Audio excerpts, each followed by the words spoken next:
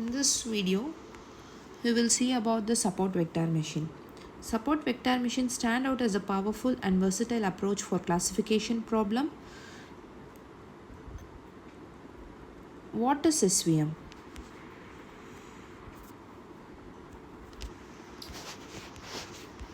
Supervised learning model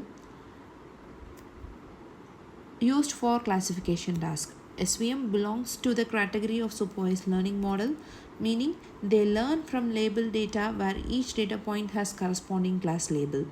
Imagine you have a data set of email classified as spam or not spam.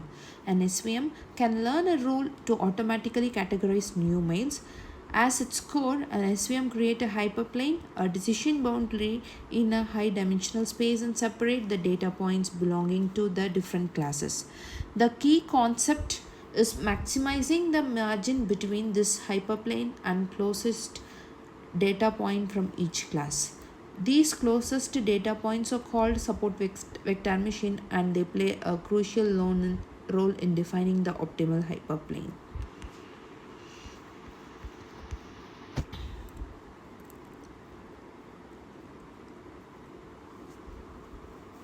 Let's see how step by step the SVM will work.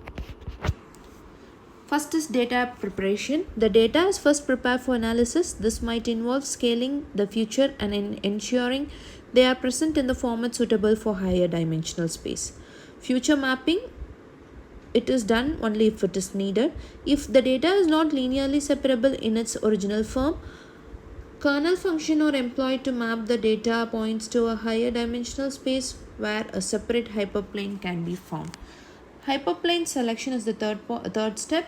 The algorithm then identifies the optimal hyperplane that maximizes the margin between the support vectors. The margin refers to the distance between the hyperplane and the closest support vector from the each classes. The final step is classification of new data points.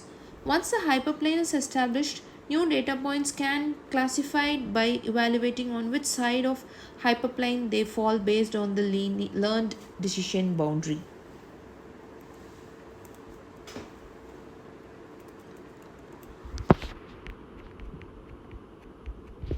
SVM works best with well-represented data. Future engineers plays a crucial role in transforming raw data into features that efficiently capture that underlying difference between classes. Techniques like dimensionality reduction and kernel function can be employed to enhance the separability of data points if in the future space.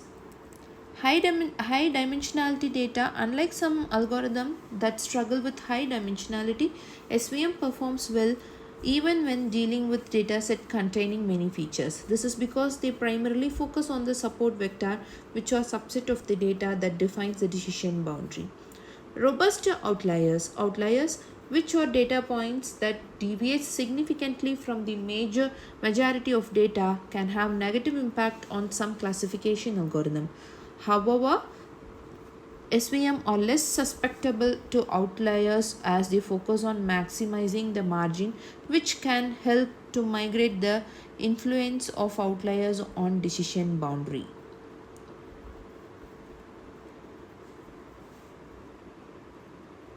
SVM done their shining armor, boosting several advantages.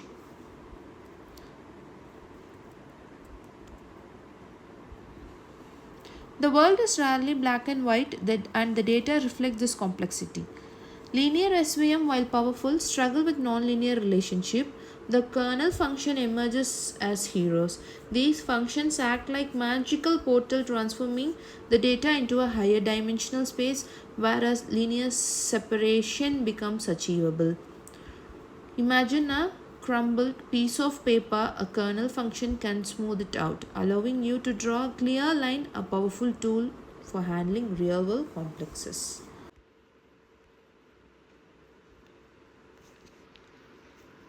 Here are some real-world examples of where SVMs are used.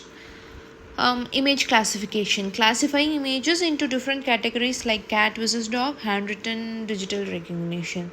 Next is spam detection, which identifies spam as spam or ham. Text categorization, classifying the text document into specific topics. Next is bioinformatics, classifying genes or proteins based on their properties. Anomaly detection, identifying unusual data points that deviates from the norms. Overall, SVM offers a powerful and versatile approach to classification tasks in machine learning. Their ability to handle high dimensional data, robustness to outliers, and capability for nonlinear classification make them a valuable tool for various applications.